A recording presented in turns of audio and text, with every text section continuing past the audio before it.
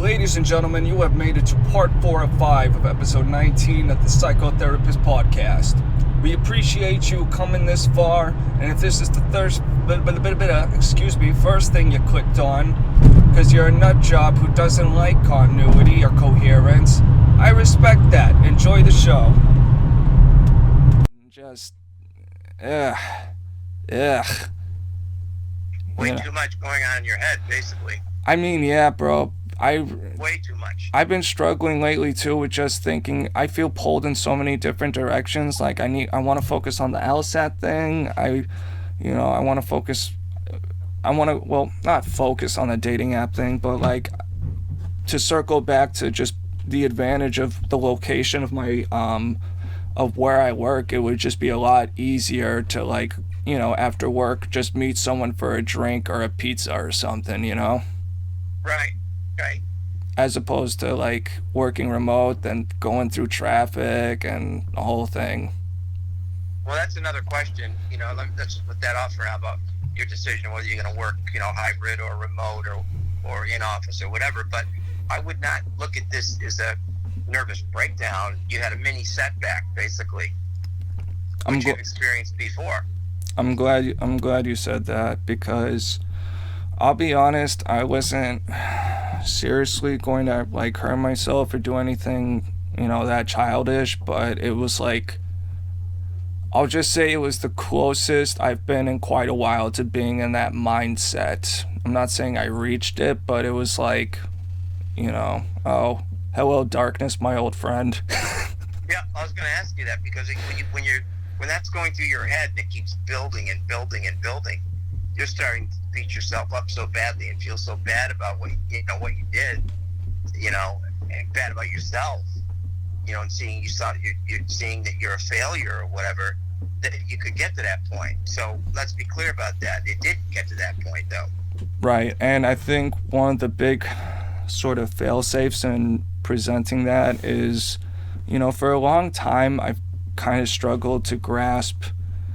Someone says our values, I live by values. It's like, what does that really mean? What makes a value as opposed to like an opinion, maybe? Right. And to me, I think I prefer to use the term principles. So there are certain principles, and then I don't have like an official codified list yet, but I really am working on developing certain principles to live by. So an easy one for me is no man before God. So no individual. Basically, the idea is that we're all flawed, and even the smartest person on earth isn't going to be able to solve everyone's problems. Absolutely. So the one that applied and really helped me out here was projecting. Okay, how would I treat my best friend if they did the same exact thing? And I would, just be like, well, it's a little weird, it's a little off, it's a little setback, but you got a lot going on, and short term, it's a bummer, but long term, I will survive, hey, Yeah, but it's good that you could think that through in that way, that if the shoe were on the other foot or whatever, if this was a friend you were talking to, you would say those things to him. It's not the end of the world. Nobody died. It's not going to affect, your job, all those things. And you've done it before, so you can do it again. And part of what we'll have to work on is the exposure piece of this, so that the next time an event comes up, some way that you can, sort of go get into it a little bit, dip your toe in the water, so to speak. Yeah, because I wasn't planning to like go there all night, bro. I was just planning to chill out for like a half hour. Right. And when do you think that, in your head, when do you think that got diverted? That you had a plan, I'm going to go in there, I'm going to have one drink, and then I'm going to say goodbye. And then something happened in your head. When did that happen? It's hard to say exactly, because, like I said, mentally, I've just been I feel so pulled in so many different directions. It's hard to have a precise pin down, like this was the precise moment, but I will say that throughout the day I was feeling fine, wasn't thinking about it too much, wasn't that worried, was trying to see the opportunity in it, and to have a good time or whatever. And Um, I would say right as the workday ended, and there's that Mm-hmm. awkward period of waiting for the thing to start. Um, I started to feel a little body tension, not a Okay. lot, so maybe a little physical anxiety, but mentally I was okay. I was just like, yeah, it's just not gonna be that long. We'll deal with it. And it's hard to recreate it, but I'm guessing when things started to really accelerate, let's say, was when I was talking with the.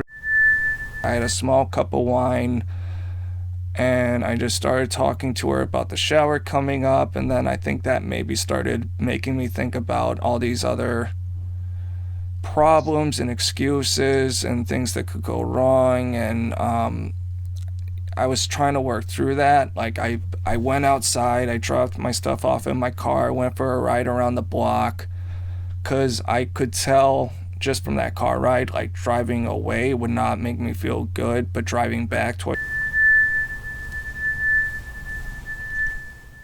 let's have a little drink and just do it. Okay.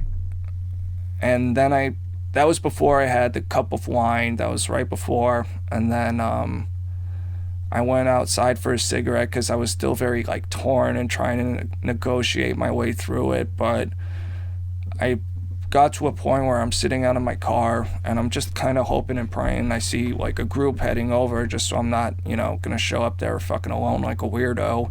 Right. And it's it's not coming or whatever. The cavalry has not arrived. Yeah, but think about that. People will arrive in groups, but people will arrive alone too. So it's not really being a weirdo. No, I agree. I If you agree. put It's just pressure I on was in a yourself, very right? sort of mentally not self-confident spot. So it's Yeah. not like that doing that is just being a weirdo, but it's just like I was in a state where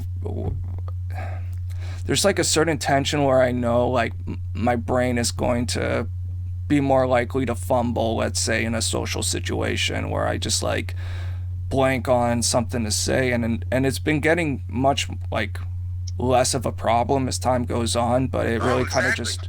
it kind of flared up. So, I, as you said, in the car, I tried to view it as much more as a setback than a psychotic break, because Right. you Well, a know, couple thoughts. Other thoughts. One is, first of all, it was a physiological response that triggered this because you weren't thinking about it all day, but suddenly something kicked in, and all those chemicals started working. Working their way in a bad way in your brain, and that started driving the negative thoughts, yeah, I went to a dark place. and you went to a dark place. But it's not a setback, major setback even, because you have, since you initially started having some issues around social anxiety, you've made a tremendous amount of progress, and you have to keep that in mind. There's a term they use in golf where a guy, a great golfer, goes out and plays a round and he can't do shit, misses this big putt and everything else, and they say he's got the yips. But you know what? Now a guy who lets anxiety rule his life and preoccupied thinking would think about that all the time.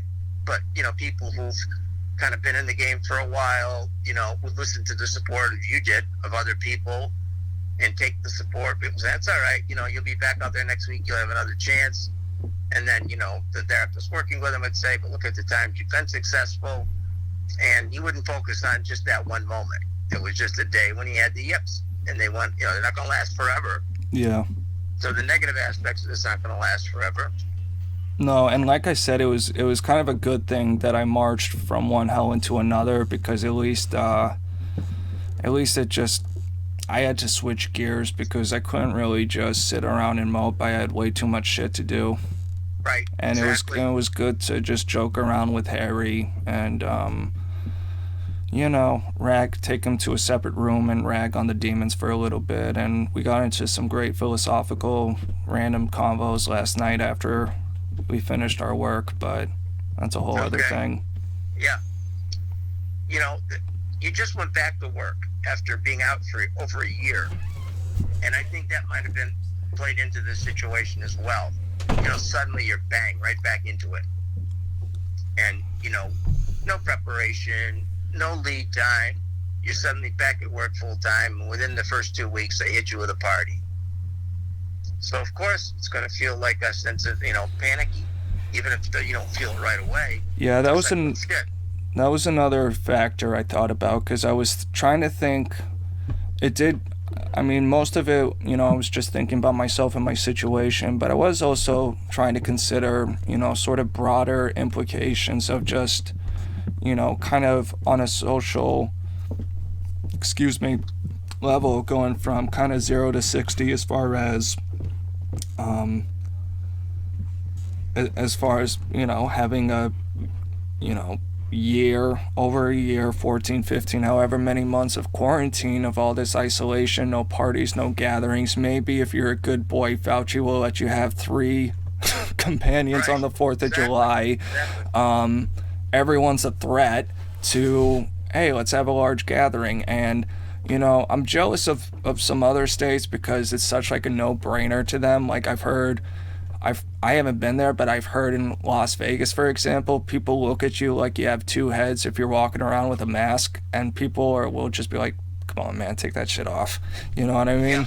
Yeah. So it's a different culture and such. But just this, never mind the pandemic element, just the social anxiety element of it's kind of just a very different setting, going from, groups of one-on-ones. Hold on a second. What do you want? Well, we have to get something out of here, so I'm sorry. But Let's take a moment to pause, Bob. Okay.